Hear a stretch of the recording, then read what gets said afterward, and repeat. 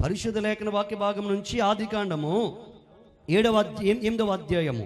ఆదికాండము 8వ అధ్యాయం ఏదో తెరవండి ఒక్కసారి. ఆదికాండము 8వ అధ్యాయము 13వ వచ్చిన భాగమును చదువుతారు. చాలా జాగ్రత్తగా ఆలకించండి. ఏమనుంది? మరియు 601వ సంవత్సరము మొదటి నెల తొలి దినమున నీళ్లు భూమి మీద నుండి ఇంకిపోయిను.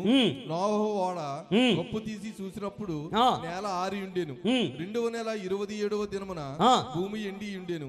అప్పుడు దేవుడు నీవును నీతో కూడా నీ భార్యయు. ఓకే ఒక్కసారి 3వ వచ్చిన చదువుదామండి. అప్పుడు నీళ్లు భూమి మీద నుండి క్రమక్రమముగా తీసిపోవచ్చుండేను. 150 దినములైన తరువాత నీళ్లు తగ్గిపోగా. ఎన్ని దినముల తర్వాత? 150. ఎన్ని కాదు, 40 రోజులు వర్షం కురిసింది. 150 రోజుల తర్వాత నీళ్ళు ఏమయ్యాయి?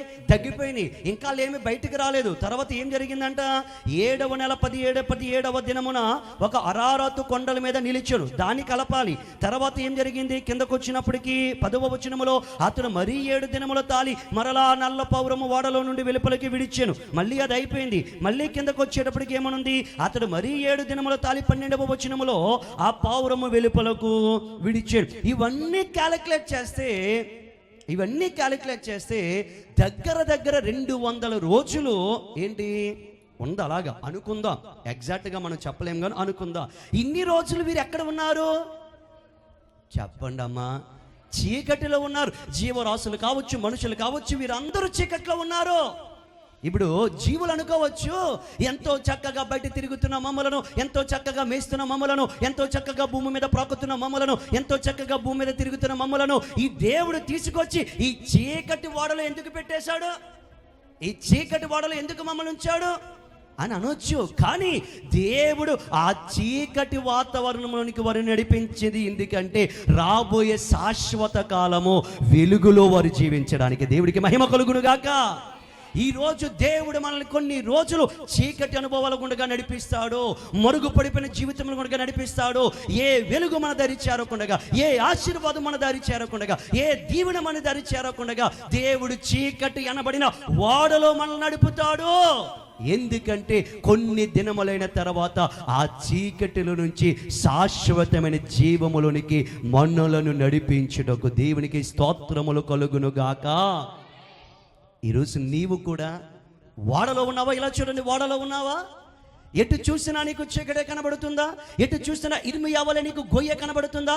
ఎటు చూసినా నీకు సంఖ్యలే కనబడుతున్నాయా? ఎటు చూసినా నీకు ఏంటంటే కంచె కనబడుతుందా? ఎటు చూసినా నీకు అంధకారమే కనబడుతుందా? అయితే విను, ఆ అంధకారము తొలగిపోయి వెలుగు వచ్చే రోజులు అతి సమీపముగా ఉన్నాయి నీ జీవితంలో. యేసు నామమున దేవుడు చీకటిలోనికి మనల్ని అనుమతించినాడా? మన చుట్టూ కంచె వేసిన అనుభవం మనకే కలుగుతుందా? అని మన చేతులను కట్టేశాడు, మనం మరుగు చేశాడని కనబడుతుందా నీ కంటికి? అయితే వినో, ఒక దినమున సర్వజీవ ఆత్మలు వాడలో నుంచి అరారాతు కొండ మీద నుంచి బయటకు వచ్చి నూతన భూమి మీద తిరిగినట్లుగా అలాంటి నూతన అనుభవాలలో నువ్వు తిరగబోతున్నావు యేసు నామమున. మరుగు పడడం బయలు పడడానికే. ఆమె చెప్పండి ఏంటి?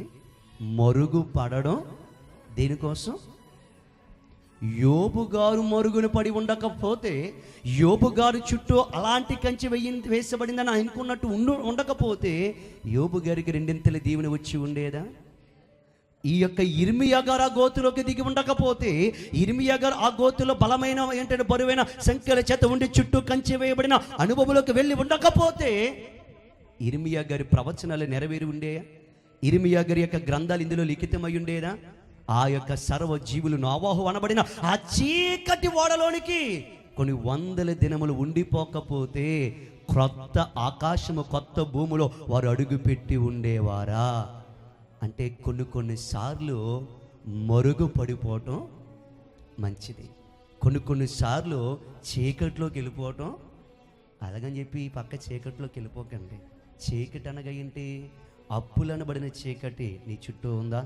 అనారోగ్యం అనబడిన చీకటి నీ చుట్టూ ఉందా? వ్యాధి బాధలు అనబడిన చీకటి నీ చుట్టూ ఉందా? దుఃఖము, మనోవేదన నీ చుట్టూ ఏంటంటే చీకటిగా ఒక కంచిగా ఉండి దేవుడికి వెలిగివ్వట్లేదు అనుకుంటున్నావా? ఆయన ఇచ్చే వెలుగు కొవ్వొత్తుల వెలుగు కాదు. ఆమె చెప్పండి. ఏ వెలుగు? కొవ్వొత్తుల వెలుగు ఏమవుతుంది? కొవ్వొత్తుల వెలుగు ఆ మైనం ఉన్నంత వరకు వెలుగుతుంది. కానీ నా దేవుడు ఇచ్చే వెలుగు సూర్యకాంతి వెలుగు. అది నిత్యము ఏమవుతుంది? ఒకేలాగేమవుతుంది? ఒకే రీతిగా ఏమవుతుంది? చీకటిలో ఉన్న వారికి వెలుగునివ్వటానికే నా యేసు ఈ లోకముకు వచ్చాడు. ఈరోజు ఏమంటున్నాడు యోబు గారు? ఆయన నా చుట్టూ ఏమేశాడు? నన్ను ఎందులకు తోసేశాడు? మరుగునికి. ఇర్మియా గారు ఏమన్నా నా చుట్టూ ఏమేశారు? కంచె వేసేశాడు. నా చేతులకి ఆయన ఏమేసేశాడు? బరువైన సంఖ్యలు వేసేశాడు. నన్ను ఇందులో ఉంచేశాడు. ఆయన అంధకారము చీకట్లో ఉంచేశాడు. దేవుడు బయటికి తీసుకురాలేదా? చెప్పరే. నోవహు ఓడలో ఉన్న వాడిని బయటికి తీసుకురాలేదా? కానీ ఆ ఓడలో ఉన్న పశువులకున్న జ్ఞానం ఏంటో తెలుసా? దేవుడు మమ్మల్ని కొన్ని రోజులు చీకట్లోకి అనుమతించాడంటే ఆయన ఏదో గొప్ప వెలుగు ఇవ్వబోతున్నాడని పశువులకు ఉంది జ్ఞానం. కానీ ఈరోజు ఎవరికి లేదు? చెప్పండి, ఎవరికి లేదు? ఏం మాట్లాడలేదే? ఎవరికి లేదు? మనుష్యులమైన మనకు లేదు.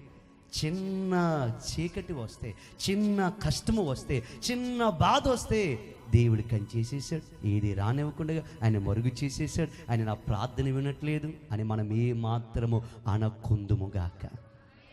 ఇంకొకరు బైబిల్లో ఒక భక్తుడు ఉన్నాడు. ఎవరు తెలుసా? చదువుదాం చూడండి. ఎవరు ఆయన? పరిశుద్ధ లేఖన వాక్య భాగం నుంచి 105వ కీర్తన.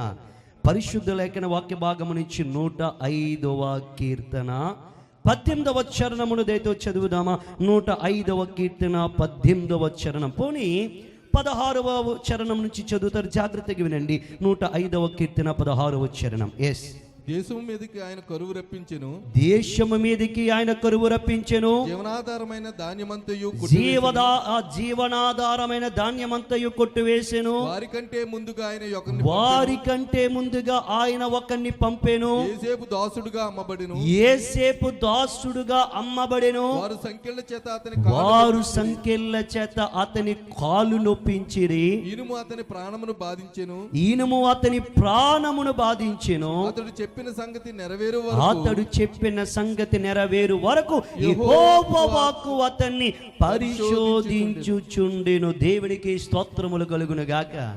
16 సంవత్సరాలు యేసేపు గారు చెయ్యని తప్పుకి, 16 సంవత్సరాలు యేసేపు గారు చెయ్యని నేరానికి ఒక స్త్రీ రమ్మంటే, ఒక ఏంటంటే అందమైన స్త్రీ వచ్చి ఆమెతో సైనించమంటే ఆమెను వదిలేసి, ఆమె చేతిలో వస్త్రపు చెంగును వదిలేసి పారిపోయిన కారణమున యేసేపు గారికి దక్కింది 16 ఏళ్ల జైలు శిక్ష. ఎన్ని ఏళ్ళు? గట్టిగా చెప్పాలి. 16 ఏళ్ళు చెరసాలలో అతడు ఉన్నాడు. 16 ఏళ్ళు సంఖ్యలు అతని బంధించేసే, 16 ఏళ్ళు అతని చీకటిలో ఉన్నాడు. దేవుడు అతని పరిశోధిస్తూ శోధిస్తూ ఉన్నాడు చీకట్లో పెట్టి. రోజు చీకటి అనగా నిన్ను నన్ను శోధించుట, చీకటి అనగా నీలో నాలో ఉన్న పవిత్రత యథార్థత బయలుపరచుట. ఇప్పుడు 16 సంవత్సరాలు దేవుడు చీకట్లో పెట్టి శోధిస్తాడంట. ఎక్కడని యేసేపు గారు మాట తూలాడా? హలో, ఎక్కడైనా యేసేపు గారు తప్పు చేసి జైలుకి వెళ్ళాడా? తప్పు చేయక జైలుకి వెళ్ళాడా? యేసేపు గారి మీద యేసేపు అదే పోతీఫర్ భార్య ఇంటిలోనే ఉంటున్నాడు, అదే ఇంటిలో పని చేస్తున్నాడు, అదే ఇంటిలో యజమానుడిగా ఉంటున్నాడు, చలామణి అవుతున్నాడు. అలాంటి యేసేపు మీద పోతీఫర్ యొక్క భార్య కన్నేసింది. ఒకానొక దినమున ఇంటిలో ఉన్న వారందరినీ బయటికి పంపించేసి ఇంటిలో యేసేపు తాను మాత్రం ఉండేలా చేసి, యవ్వన కాలంలో 17 ఏళ్ల ఈడు కలిగిన వాడు, 17 ఏళ్ల మంచి యవ్వన ప్రాయంలో రక్తము మరుగుతున్న వయసులో ఉన్నవాడు, అలాంటి వాని దగ్గరికి పోతీఫర్ భార్య వెళ్ళి, రా, ఇంటిలో ఎవరు లేరు, నాతో సైనించి ఎవరికి తెలియదు, నీవు గనుక నా సొంతమైతే అన్నీ నీదే, నాది సమస్తము నీదే, నీకన్నీ యోగ్యముగా నేను చేసి పెడతాను, నీకన్నీ అనుకూలముగా చేసి పెడతానని ఆఫర్ ఇచ్చినా సరే, రమ్మని కేకేసినా సరే, ఒంటి మీదకి వెళ్ళి పడినా సరే, నా యజమానుడు సర్వం మీద అధికారం ఇచ్చాడు కానీ నీ మీద నాకు అధికారము లేదు, నీవు నీ భర్త సొత్తు నా సొత్తు కాదు అని చెప్పి ఆమె దగ్గర వదిలించుకొని ఆమెతో పోరాడి ఆమె చేతులు ఏం వదిలేశాడు? అంగీని వదిలేసి పారిపోయిన నిస్వార్థపరుడు ఎవరు? పవిత్రుడు ఎవరు? యథార్థవంతుడు ఎవరు? యేసేపు. అలాంటి యేసేపు ఇందులోకి వెళ్ళాడు తెలుసా? మోషే వలె, క్షమించండి, యోబు వలె, ఇర్మియా వలె, నోవహు వలె చీకటిలోకి వెళ్ళాడు. డంజన్లోకి వెళ్ళాడు, సెలలోకి వెళ్ళాడు, అంధకారములోకి వెళ్ళాడు. సంఖ్యల చేత అతను ఏం చేశారంటే గట్టిగా చెప్పండి, బంధించేశారు.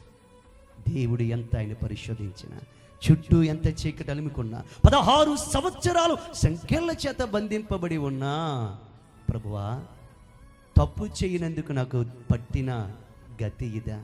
ఏ పాపము చేయనందుకు నువ్వు నాకు ఇచ్చిన రివార్డు ఇదా? ఏ అన్యాయము చేయనందుకు నాకు వచ్చిన ప్రతిఫలము ఇదా? పోతీఫర్ భార్యతో కమిట్ అయిపోయి ఉంటే నా ఆశ తీరేది, నా శరీర ఇచ్చలు తీరుండేవి. ఆ పోతీఫర్ భార్య నా పక్షముగా అన్ని కార్యాలు జరిగించి ఉండేది. ఇదా నాకు పట్టింది అని ఎక్కడైనా యేసేపు గారు అన్నారా? చెప్పండి. యోబు గారు ఏమన్నారు? ఆరోగ్యం కోల్పోయి, ఐశ్వర్యము కోల్పోయి, కుటుంబాన్ని కోల్పోయి ఉన్నప్పుడు దేవుడు నన్ను ఎక్కడ పెట్టేశాడు? మరుగుని పెట్టేశాడు. నా చుట్టూ ఏమేసేసాడు? వెలుగు రాకుండా కంచేశాడు. ఇప్పుడు యవనస్తుడైనా ఏంటంటే ఇర్మియా గారు ఏమంటున్నారు? నా చుట్టూ ఏమేసేసాడు? కంచి వేసేసాడు. నా చేతులకి ఏ సంఖ్యలు? బలమైన బరువైన సంఖ్యలు వేసేసాడు. నన్ను ఇందులో ఉంచేశాడు దేవుడు. అంధకారం. వీళ్ళందరూ ప్రశ్నించారండి వాళ్ళ అంధకారంలో వారి స్థితిగతుల్లో.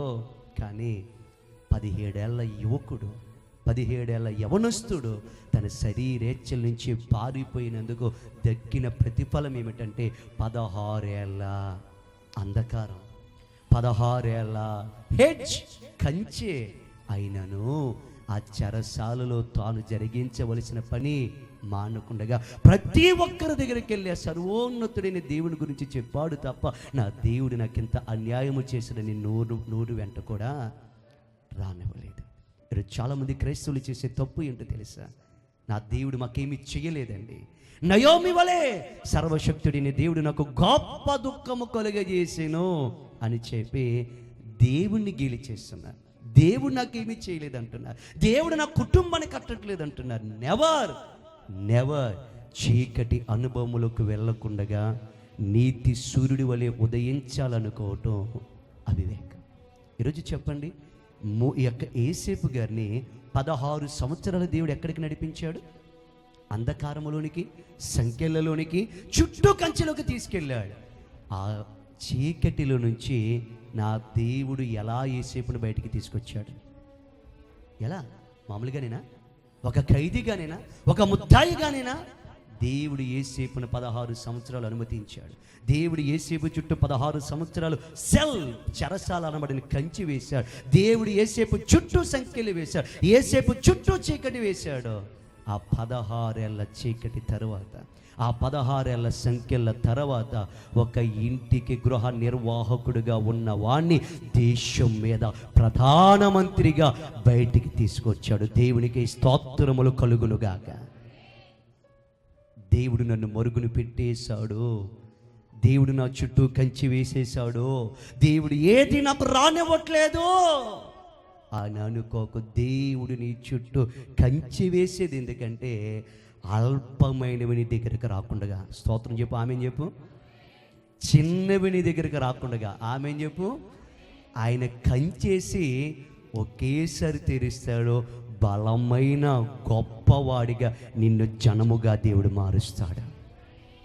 చీకటి వెలుగుకే, సంఖ్యలు విడుదలకే, చుట్టూ అంధకారము దీవెనకే ఎన్నడూ మనము యోబు వలె అనకుందుముగాక. ఏమని? దేవుడు నాకేం చేశాడు? మరుగు చేసేసాడు. దేవుడు నన్ను మరుగుని పెట్టేశాడు. దేవుడు నన్ను పక్కన పెట్టేశాడు. వాళ్ళని దేవుడు హెచ్చిస్తున్నాడు, వాని దేవుడు దీవిస్తున్నాడు. మొన్న చర్చిలో అడుగెట్టిన ఆమె ప్రార్థన దేవుడు వినేశాడు. నా ప్రార్థన దేవుడు. ఇది రానోళ్ళు ఎవరున్నారు? చేపైకి ఎత్తాలి. ఇక్కడ ఉన్న వాళ్ళు కొత్తగా వచ్చిన వాళ్ళకి ఎన్నో సాక్ష్యాలు వస్తున్నాయి కదా, ఎన్నో సాక్ష్యాలు. వారి గర్భఫల విషయంలో, వారి గృహ విషయంలో, వారి వ్యాపార విషయంలో ఎన్నో గొప్ప అద్భుతాలు వింటున్నాం కదా. కొద్ది దినముల ముందు వచ్చిన వాళ్ళు ఎప్పటి నుంచో దేవుని సన్నిధిలో ఉంటున్నా, ఎప్పటి నుంచో ఉపవాస ప్రార్థనలో పాలు పంపులు పొందుతున్నా. కానీ ఇంకా నీ చుట్టూ ఏముంది? కంచె పోలేదు. ఇంకా నువ్వు చీకట్లోనే ఉన్నావు. ఏ దేవుడు నీ దగ్గరికి రాలేదు. మొన్న వచ్చిన వాళ్ళని దేవుడు ఆశీర్వదించాడు, నన్ను మాత్రం దేవుడు ఆశీర్వదించట్లేదు అని అడగనోళ్ళు, అనుకొనోళ్ళు, మనసులో కూడా అనుకొనోళ్ళు ఎంతమంది ఉన్నారో నిజాయితీగా చేపైకెత్తండి. మనసులో అనుకున్న వాళ్ళు నిజాయితీగా చేపైకెత్తండి. అనుకున్నోళ్ళు అనుకోలేదా? ఎప్పుడు అనుకోలేదు నీ మనసులో? జాగ్రత్త, నీకు గుర్తు లేకపోవచ్చు, కానీ చంచలమైన మనసు ఉంది. అన్నిటికంటే ఘోరమైన వ్యాధి కలిగినది. ఎవడు గ్రహించలేడంట మనసును. ఎవడు? నువ్వు కూడా, నేను కూడా గ్రహించలేని ఘోరమైన వ్యాధి కలిగింది మనసు. ఈ మనసు ఏమంటారు తెలుసా? అందరికీ వెలుగు వచ్చేస్తుందిరా, అందరి జీవితాలు బాగుపడిపోతున్నాయిరా, అందరినీ దేవుడు ఆశీర్వదించేస్తున్నాడు రా, ఈ ప్రేయర్ డైరీలో రాసిన వాళ్ళు అందరి కన్నీళ్ళు దేవుడు తుడిచేస్తున్నాడు రా. మరి నీదెందుకు దేవుడు తీర్చట్లేదు? నిన్నెందుకు దేవుడు మరుగుని పెట్టేశాడు? నిన్నెందుకు దేవుడు మరుగుపై చేసేసాడు అని మనసు అంటారు. అప్పుడు మన మనసుతో చెప్పాల్సిన మాట ఏంటి తెలుసా? మనసా నాలో నీవేళ తొందర పడుచున్నావు, పడొద్దు. ఆయన యందు ఏం కలిగుండు? నిరీక్షణ. ఈరోజు ఆత్మీయుడ విను, చుట్టూ అంధకారం ఉందా? ఆ అంధకారం ఉందంటే వెలుగు దేవుడు ఇస్తాడు. ఇంకా చెప్తున్నాను విను, అందరికీ దేవుడు వెలిగిస్తున్నాడు, కానీ ఇంకా దేవుడు నీకు వెలిగివ్వట్లేదంటే కారణం ఏంటంటే వాళ్ళందరికీ ఇచ్చింది 10 కానీ నా దేవుడు నీకు 100 ఇవ్వబోతున్నాడు. ప్రతి ఆలస్యం వెనకాల ఊహకు మించిన కార్యాలు ఉండబోతున్నాయి. హన్నా జీవితంలో ఆలస్యమైంది, సమూయేలు వంటి గొప్పవాడిని దేవుడు ఇచ్చాడు. జకరియా ఎలిజబెత్ జీవితంలో ఆలస్యమైంది. అతని వంటి వాడు లేడు, అతని వంటి వాడు పుట్టలేడు అనబడిన బాప్తిసం ఇచ్చే యోహాను ప్రభువుని యేసు క్రీస్తుకే బాప్తిసం ఇచ్చిన యోహాను వంటి వాడు ఏమైనాడు? పుట్టినాడు. 4 రోజులు సమాధిలో ఉండి యేసు ప్రభు రావటం ఆలస్యమైనాడు. ఎవరు? లాజరు. అలాంటి లాజరుని పేత వస్త్రములతో అందరి ముందు గనుడుగా లాజరు నా దేవుడు లేవనెత్తలేదా? అందుకే ఎప్పుడు మన ప్రాణంతో చెప్పాలి, నా ప్రాణమా నాలో కృంగిపోవద్దు అనండి ఒక మాట. నాతో చెప్తున్నారా? మరి నన్ను చూసి చెప్తారేంటి? మీ ప్రాణంతో ఇలా చెప్పండి, చెప్పండి, నా ప్రాణమా నాలో నీవేలా కృంగిపోతున్నా? దేవుడు నిన్ను మరుగుని పెట్టాడని ఎందుకు అనుకుంటున్నావు? దేవుడు నీకు ఆశీర్వాదం ఇవ్వట్లేదు అని ఎందుకు అనుకుంటున్నావు? చూడు, అతి త్వరలో అరారాతు కొండ నుంచి నీవు దిగబోతున్నావు. ఆమేన్. చూడు చూడు, ఆ యొక్క చెరసాలలో నుంచి, ఆ చీకటిలో నుంచి, ఆ సంఖ్యల నుంచి ఇర్మియా వలె బయటికి రాబోతున్నా. యోబు వలె 2 దీవెన పొందబోతున్నా. ఆమేన్. ఎవరితో చెప్పావు ఇవన్నీ? ఇక్కడే. మళ్ళీ ఇంటికి వెళ్ళాక చీకటి గది. ఏ గది? మన ప్రపంచం అదే కదా. ఏ గది? చీకటి గది. వెలుగు మనకొద్దు, చీకట్లోనే ఉండాలి. దేవా, నన్ను ఎందుకు ఇలా చీకట్లో ఉంచేసావు? ఎందుకు నన్ను ఇలా చేసేసావు అంటే, దేవుడు ఆలస్యం చేసే కొలది మధురమైనవి దేవుడు ఇస్తాడండి. అది మాత్రం నమ్మండి. ఎప్పటికొకటి గుర్తుపెట్టుకోండి, ఆలస్యం అవుతూ ఉన్నదంటే శ్రేష్టమైనది ఏదో దేవుడు మనకి ఇవ్వబోతున్నాడు క్రీస్తు యేసు నామమున. ఒక చెడ్డ తండ్రి తన బిడ్డలను అడిగేదే ఇస్తాడే, అలాంటిది మన పరమ తండ్రిని దేవుడు మనం అడుగుతున్నది మనకివ్వడా? చెప్పాలి. ఇశ్రాయేలీల ఐగుప్తు దేశం నుంచి ఒక అనుభవం మీకు చెప్తాను. ఇశ్రాయేలీల ఐగుప్తు దేశంలో నుంచి వస్తున్నప్పటికీ వారికి ఎదురుగా ఏమొచ్చింది? అడ్డుగా. మొదటగా ఏమొచ్చిందండి అడ్డుగా? ఎర్ర సముద్రం అడ్డుగా వచ్చింది. ఎర్ర సముద్రం అడ్డుగా వచ్చినప్పటికి ఏమన్నారు మోషేతో? ఐగుప్తులని ఉంచవచ్చు కదా మమ్మల్ని, అక్కడ ఏదో సద్దుము, ఇక్కడ ఈ అరణ్యములో వెనకాలేమో యొక్క ఫరో సైన్యము, ముందేమో ఈ యొక్క ఎర్ర సముద్రము, ఇక్కడ మమ్మల్ని చంపడానికి ఎందుకు మమ్మల్ని తీసుకొచ్చాడు నువ్వు నీ దేవుడు అంటే? అప్పుడు దేవుడు అన్నాడు ఏమని? మోషే, నీ చేతి కర్రను ఏం చేయి, చాపు అని అనగానే ఏం చేసినాడు మోషే గారు? చేతికర్ర చెప్పినాడు. చేతికర్ర చాపగానే ఏమైపోయింది? ఆ ఎర్ర సముద్రం. అమ్మా, సముద్రం అంటే ఎంత ఎత్తు ఉంటుందో దీనికి 10 ఎత్తు ఉంటుందా? సముద్రం యొక్క ఎత్తు, అగాధ జలముల యొక్క ఎత్తు కొలవగలిగిన వాడు ఎవరైనా ఉన్నారా? అంటే ఇప్పుడు ఎంత ఉంటుంది అంటారు సముద్రము? ఒక 15-20 తాడి చెట్లు అంత ఎత్తు ఉంటుంది. ఇప్పుడు అంత ఎత్తుగా ఈ 2 ఏమైపోయినాయి? చీరిపోయినాయి. ఈ పక్కనో గోడ, ఈ పక్కనో గోడ. ఈ కింద చీమల్లాగా ఎవరు నడుస్తున్నారు? చెప్పాలి. అనుభవంలోకి వెళ్దాం. చీమల్లాగా ఎవరు నడుస్తున్నారు? ఇప్పుడు వాళ్ళకి వెలుగు వస్తుందా లోపలికి? చీకట్లో నడుస్తున్నారా వాళ్ళు? చీకటా వెలుగా? ఇప్పుడు వినండి, ఎంతో ఎత్తు ఏంటి? గోడ, సముద్రం యొక్క గోడ, యువతల గోడ, అలా ఎంత చివరి ఉంది అంతవరకు గోడే. ఇప్పుడు సూర్యకాంతి అంత కిందకి వస్తుందా? అది కూడా ఏంటి, అది ఏ సమయం అయితే, మిట్ట మధ్యాహ్నం అయితే ఏమవుతుంది? హలో మిట్ట మధ్యాహ్నం అయితే ఏమవుతుంది? సూర్యుడు కట్టగా కిందకి పడతాడు. కానీ ఇది ఏ సమయం? చూడండి ఒకసారి మాట. పరిశుద్ధాత్మ దేవుడు ఒక చిన్న మర్మం ఇస్తున్నాడు. ఆ మర్మాన్ని ఒక్కసారి వాక్యపు వెలుగులో మనం బయలుపరుచుకుని నేర్చుకుందాం. దీంట్లోంచి కూడా ఒక పాటనే నేర్చుకుందాం. నిర్గమాకాండము 14వ అధ్యాయము, నిర్గమాకాండము 14వ అధ్యాయము, పరిశుద్ధ లేఖన వాక్య భాగము నుంచి నిర్గమాకాండము 14వ అధ్యాయము ఒక్కసారి 21వ వచ్చిన భాగమును చదువుదాం. ఏమనుంది? మోషే సముద్రం వైపు తన చెయ్యి చాపగా, సముద్రము వైపు తన చెయ్యి చాపగా, యెహోవా ఆ రాత్రి అంతయు బలమైన తూర్పు గాలి ఎప్పుడు మధ్యాహ్నమా, తెల్లవార, సాయంకాలం వేళ, సంధ్య వేళ, ఎప్పుడు? రాత్రి అంతయు బలమైన తూర్పు గాలి చేత సముద్రమును తొలగించి దానిని ఆరిన నేలగా చేసెను. నీళ్లు విభజింపబడగా ఇశ్రాయేలీయులు సముద్రము మధ్యన, ఎక్కడ? సముద్రము మధ్యన ఆరిన నేల మీద నడిచిపోయి ఆ నీళ్లు వారి కుడి ఎడమ పక్కన వారికి గోడవలే నుండెను. ఐగుప్తీయులు ఫరో గుర్రములు, రథములను, రౌతులను వారిని తరిమి సముద్రము మధ్యమున చేరిరి. అయితే వేకువజామున యెహోవా అగ్ని మేఘమైన స్తంభము నుండి ఐగుప్తీయుల దండు వైపు చూసి ఐగుప్తీయుల దండును కలవరపరిచి వారి రథ చక్రములు ఊడిపడినట్లు చేయగా. ఇది ఎప్పుడు జరిగింది? ఎప్పుడు అదండి? అయితే వేకువజామున, ఒకసారి చూడండి. ఇప్పుడు ఈ యొక్క రెడ్ సీ అనేది, ఎర్ర సముద్రం అనేది ఎప్పుడు పాయలైంది? ఎప్పుడు పాయలైంది? ఉదయమా రాత్రా? ఇప్పుడు రాత్రిలో అది ఈ పక్కన గోడ, ఈ పక్కన గోడ, ఎంత? ఒక 20-25 తాడి చెట్ల ఎత్తైన సముద్రం యొక్క రెండు గోడల మధ్యన ఇశ్రాయేలీయులు ఎందులో నడుస్తున్నారు?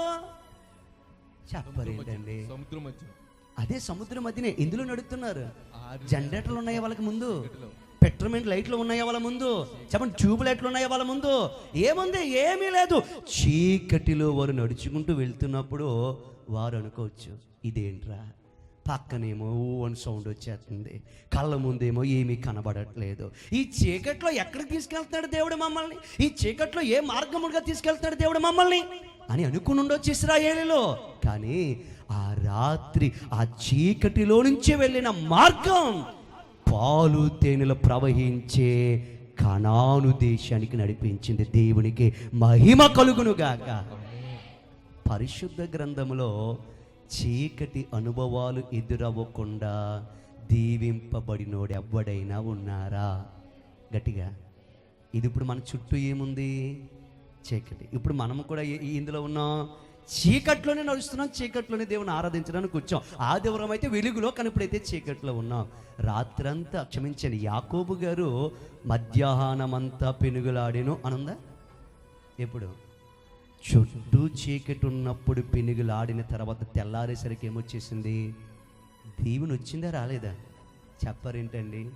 జీవము కలిగిన దేవుడైన యెహోవా మోషే గారికి ఎప్పుడు ఇచ్చాడు ఆజ్ఞలు?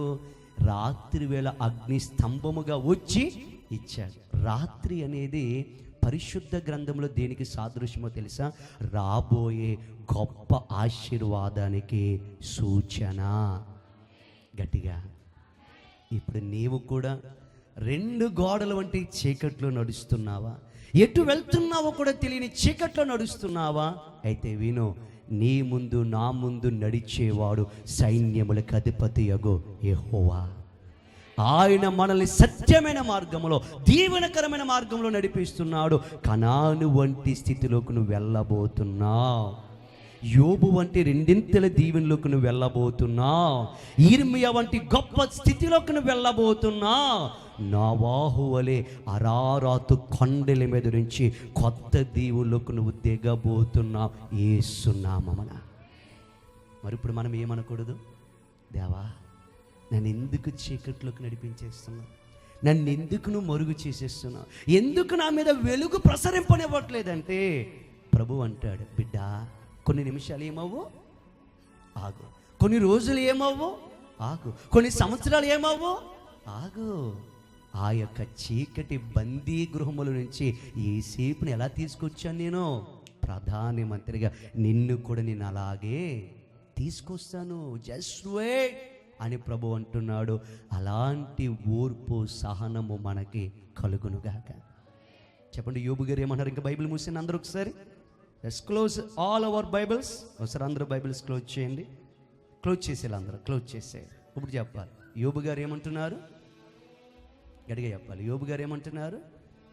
దేవుడు నన్ను మరుగున పెట్టేశాడు, దేవుడు నా చుట్టూ కంచేసేసాడు, అలాంటోడికి వెలుగు ఎలా కలుగుతుంది?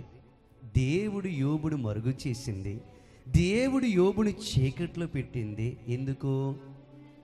రెండింతల ఆశీర్వాదము రావాలి. ఇర్మియా గారు ఏమంటున్నారు? నా చుట్టూ, గట్టిగా చెప్పాలి, నా చుట్టూ ఆయన కంచి వేసేశాడు, బరువైన సంఖ్యల చేత నన్ను బంధించేశాడు. నా చుట్టూ ఏముంది? ఆయన ఏముంచాడు? అంధకారము, చీకటి ఉంచాడు. కానీ ఆ ఇర్మియా గారి ప్రవచనాలను దేవుడు ఏం చేశాడు? నెరవేరేలాగా చేశాడు. యేసేపు గారు, క్షమించండి, నోవహు గారు చుట్టూ ఏముంది? వాడలో చీకటి. ఆ చీకటి ఎక్కడికి తీసుకెళ్ళింది? క్రొత్త భూములు అడుగు పెట్టేలా తీసుకెళ్ళింది. ఇప్పుడు యేసేపు గారు 16 సంవత్సరాలు ఎందులో ఉన్నాడు? చీకటిలో, కంది యొక్క బందీ గృహంలో. ఆ చీకట్లో నుంచి ఎక్కడికి వచ్చాడు? సరాసరి ప్రధానమంత్రి స్థానంలో.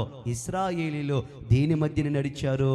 ఎర్ర సముద్రం చీకటి మధ్యన నడిచారు. ఎందులో అడుగు పెట్టారు? ఇప్పుడు ఒకసారి అందరూ చూడండి. ఇప్పుడు చూసిన భక్తులందరి చీకటి అనుభవాలు గొప్ప స్థితిలోకి తీసుకెళ్ళాయా? జస్ట్ స్థితిలోకి తీసుకెళ్ళాయా? మరి నీకు ఆ స్థితి వద్దా? వద్దా? యేసేపు వంటి ప్రధానత్వమైన స్థితి ఎంతమంది కావాలి? కావాలన్న వాళ్ళు ఆమె చెప్పండి. యోబు వంటి రెండింతల స్థితి ఎవరికి కావాలి? కావాలన్న వాళ్ళు ఆమె చెప్పండి. ఇర్మియా వంటి గొప్ప ఆశీర్వాదం ఎవరికి కావాలి? కావాలన్న వాళ్ళు ఆమె చెప్పండి. నోవహు వంటి కొత్త భూమి అనబడిన కొత్త ఆశీర్వాదాలు ఎవరికి కావాలి? ఆమె చెప్పండి. ఇశ్రాయేలీల వలె కనాను దేశం అనబడిన పాలు తేనెలు ప్రవహించు ఆశీర్వాదం ఎవరికి కావాలో ఆమె చెప్పండి. ఏమండి మీకు వద్దా? చెప్పట్లేదు అసలే, నాకు వినబడలేదు. ముందున్న వాళ్ళు అసలు ఎవరి స్వరాలు నాకు వినబడనివ్వలేదు. ఆమె నాకు అర్థం ఏంటో తెలుసా? అలాగూ జరుగును కాక నువ్వు ఎంత గట్టిగా అన్నావో అంత గట్టిగా రోజు వచ్చేస్తుంది యేసునామమున. అయినా అంటలేదు. మీ జీవితములన్నీ ఇప్పుడు చదువుకున్న భక్తుల వలె నా దేవుడు చెయ్యునుగాక. చీకటి మనకి మేలు కలుగునుగాక, బంధకములో మనకి విడుదల కలుగునుగాక, మన వ్యాధుల్లో మనకి ఆరోగ్యము కలుగునుగాక, మన అప్పులలో మనకి విడుదల కలుగునుగాక, మన నిస్సహాయ స్థితిలో దేవుడు మనకి సహాయకుడుగా ఉండునుగాక, మన గుడ్రాలితనములో దేవుడు సంతానము కలిగిన వారిగా చేయునుగాక. ఆశీర్వాదాలు లేక నష్టపోతున్న మనల్ని దీవెనకరమైన వారిగా ఈ సంవత్సరము నిలబెట్టునుగాక. ఇవన్నీ మన వలన మాత్రమే జరుగునుగాక. ఎవరి వలన? ఎవరి వలన? దేవుడు ఆల్రెడీ అన్నీ చేయాలని చేసేస్తున్నాడు. ఆయన పని ఏం చేస్తున్నాడు? హలో ఆమెనన్న భక్తులారా, ఏంటి దేవుడు ఏం చేసేస్తున్నాడు? ఆల్రెడీ నువ్వు చేయనుగాక అంటే ప్రభు ఏమన్నాడు తెలుసా? ఆల్రెడీ చేసేస్తున్నాను. ఏం చేసేస్తున్నాను? నిన్ను ఆల్రెడీ చీకట్లోనే ఉంచాను, నిన్ను ఆల్రెడీ గొడ్రాలతనంలోనే నడిపిస్తున్నాను, నిన్ను ఆల్రెడీ సంతానలేమిలోనే నడిపిస్తున్నాను, నిన్ను ఆల్రెడీ అప్పుల్లోనే నడిపిస్తున్నాను, నిన్ను ఆల్రెడీ అనారోగ్యంలోనే నడిపిస్తున్నాను, ఆల్రెడీ నీ కుటుంబాన్ని బాధలోనే నడిపిస్తున్నాను. నేను చేసేది చేస్తున్నాను రా. మీరు చేయాల్సింది ఏంటో తెలుసా? నన్ను డిస్టర్బ్ చేయకండి. ఏం చేయకండి?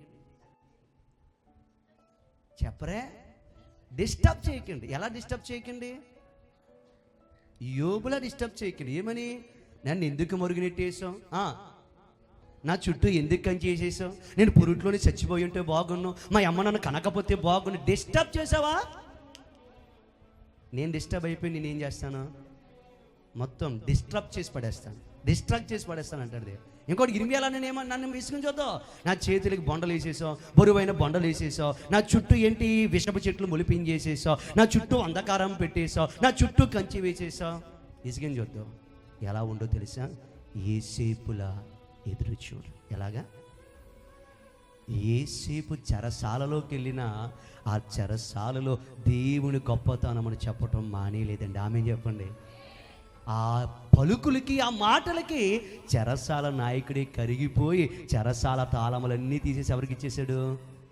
ఏసేపు గారు 16 సంవత్సరాలు దేవుని పనులను వాడబడ్డాడు. 16 సంవత్సరాలు దేవునికి ఒక అన్యాయకరమైన మాట మాట్లాడుకోనిగా నిలబడ్డాడు. కనుక ఒక ఇంటికి అధిపతిగా ఉన్న వాడిని ఐగుప్తు దేశంలో ఉన్న ప్రతి ఇంటికి యజమానుడుగా నా దేవుడు చేశాడు. అట్టి కృప నీకు కావాలా? ఏదైనా అవని, మన కళ్ళ ముందు ఏదైనా జరిగిపోయినాయి, ప్రభువా నేను నీ యందు నిరీక్షణ కలిగి ఉన్నాను, నేను బెనకను, నేను తొనకను, ఏదైనా నీ తోటే నేను ఉంటానని సాగిపోదుముగాక. యోబు వలె వద్దు. చాలామంది యోబులా సాగమంటారు, ఇర్మియాలా వద్దు, తర్వాత ఎవరిలా వద్దు. ఎవరిలా సాగండి? నోవాహులా సాగండి, ఏసేపులా సాగండి, 3 మోషేలాగా సాగండి. ఎందుకంటే మన ముందు నడుచు దేవుడు, సైన్యములకు అధిపతియగు దేవుడు, సర్వలోక నిత్య నివాసులకు తండ్రి అయిన దేవుడు.